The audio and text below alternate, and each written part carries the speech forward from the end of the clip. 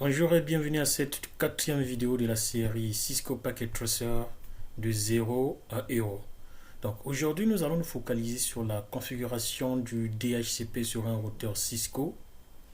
Donc le but est de transformer ce routeur en un serveur DHCP et qui pourra par la suite donner de façon automatique des configurations IP au niveau de ces ordinateurs, donc au niveau de ces terminaux. Donc pour le faire, nous allons donc prendre notre câble console, on prend une machine sur le port RS232 et nous allons nous connecter sur le routeur au niveau du port console. Donc après cela, nous allons cliquer sur ce PC, nous allons sur desktop et nous allons sur terminal et nous allons sur OK. Donc là, voilà. Ici, nous allons donc en mode de configuration privilégié, conf terminal, et là, la première commande, la toute première commande a toujours se rappeler no IP domaine lookup. C'est très important parce que ça vous évitera des traductions, des noms, encore lorsque vous tapez des commandes qui ne sont pas reconnues par le système d'exploitation réseau installé dans ce routeur. Donc ici, la première des choses que je ferai, c'est de changer le nom du routeur. Je peux mettre R1 et là, je peux faire ce qu'on a appris, enable secret Cisco. Après, nous avons line console 0 password et c'était classe. Nous allons sur login. Après line VTI 04 password, mettons le même mot de passe, classe et login. Puis nous pouvons sortir ici et nous pouvons taper service password encryption. Après nous allons sur banner MOTD, accès strictement interdit aux personnes non autorisées. En tout cas, vous pouvez mettre un message un peu plus court. Après, je pense que c'est fini sur la partie configuration de base. Là, j'ai fait juste la configuration de base. Donc, après cette configuration de base, nous allons maintenant nous attaquer sur la partie DHCP. Au niveau du DHCP, nous voyons bien que le routeur, donc cette interface du routeur qui va servir de passerelle par défaut, aura pour adresse IP 192.168.10.1.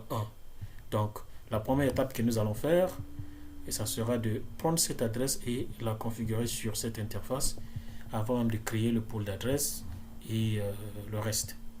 Donc, nous repartons sur notre command line interface. Donc ici, je vais faire interface G0 par 1 IP address 192.168.10.1. Ça, c'est le masque de sous-réseau 255.255.0. Après, il faudra activer l'interface en tapant no shutdown. L'interface est up. Je peux mettre exit ici. Je peux mettre do write pour enregistrer la configuration. Et là, nous allons donc entamer la partie DHCP. Sur la partie DHCP, la toute première des choses à faire, ça sera de dire au serveur DHCP de ne pas utiliser cette adresse dans le pool d'adresses qui sera créé. Donc pour ce faire, il faudrait donc exclure cette adresse. Donc IP DHCP excluder address 188.10.1. Donc là, j'ai juste exclu une seule adresse. Si c'était deux adresses, j'allais carrément refaire soit la même chose, ou encore si ce sont des adresses consécutives, j'allais juste mettre comme ceci 10, je mets la dernière adresse.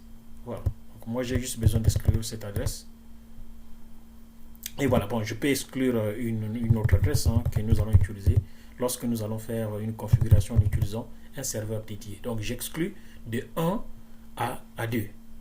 Donc de 192.168.10.1 à 192.168.10.2. J'ai exclu les deux adresses. Donc ça veut dire que le pool d'adresses va commencer à partir de 10.3. Donc IP DHCP. Donc je vais me créer le pool d'adresses. Je peux mettre LAN. Après, je vais donc renseigner le réseau network 192.168.10.0. Après, je mets le masque 255.255.255.255.0. Après, je mets le default router, c'est-à-dire la passerelle par défaut 192.168.10.1. Après, je peux utiliser par exemple le DNS de Google, DNS server 8.8. Voilà, le DHCP, la configuration du DHCP est terminée. Donc ici, vous voyez que les commandes qui sont importantes, c'est d'abord ça, donc attribuer l'adresse à l'interface qui va servir de passerelle par défaut. La deuxième étape, exclure l'adresse qui ne doit pas faire partie du pool DHCP. Un pool DHCP, c'est un ensemble d'adresses qui sera attribué aux terminaux. Donc après avoir exclu l'adresse du pool DHCP, vous créez donc le pool DHCP en question avec un nom et vous mettez le réseau, c'est-à-dire l'adresse, y compris le masque de ce réseau, et après vous définissez le routeur par défaut et le DNS est optionnel, mais vous pouvez toujours le mettre. Et voilà, donc là c'est terminé. Je vais juste faire do write. Voilà, donc là c'est enregistré. Excusez-moi, do write, c'est-à-dire on fait une sauvegarde de la configuration. Donc dès que c'est fait, là je peux maintenant aller au niveau des ordinateurs pour récupérer les adresses IP. Donc je vais sur desktop, je vais sur IP configuration, je vais sur DHCP. Normalement ça doit commencer par 3. Voilà. Donc là nous avons une configuration DHCP. Et là aussi, si je fais... Voilà, là c'est le point 4. Et là, si je vais là, donc je ferme ici l'interface en ligne de commande. Je clique ici. Ça c'est 5. Voilà. Ça c'est 6. Donc vous allez me dire peut-être sur l'autre switch, et je vais le faire, mais ça sera la même chose. Ça va bien récupérer les adresses sans problème. Voilà, là c'est 7, ainsi de suite. Vous pouvez faire, vous allez voir que ça va récupérer les adresses. Donc ici, je peux essayer de faire de faire communiquer les ordinateurs, c'est-à-dire faire un test de connectivité. Donc je vais là, ping 192.168.10.3. Voilà, vous voyez très bien que ça communique sans problème. Je peux faire le point 4 et voilà, ça se passe très bien. Donc voilà la configuration d'un serveur DHCP, c'est-à-dire d'un routeur en tant que serveur DHCP. Donc ça c'était la première partie qui concerne la configuration DHCP sur un routeur. La deuxième partie de cette section DHCP sera dédiée à la configuration d'un serveur dédié pour assurer cette fonctionnalité DHCP. C'est-à-dire que le routeur ne va pas jouer ce rôle, mais nous allons utiliser un serveur dédié. Donc, pour le savoir, il suffira juste de visualiser la vidéo suivante sur la partie DHCP. Donc, merci beaucoup si vous avez aimé la vidéo. Likez, partagez et surtout abonnez-vous à la chaine. Et laissez aussi des commentaires. C'est très important. Merci.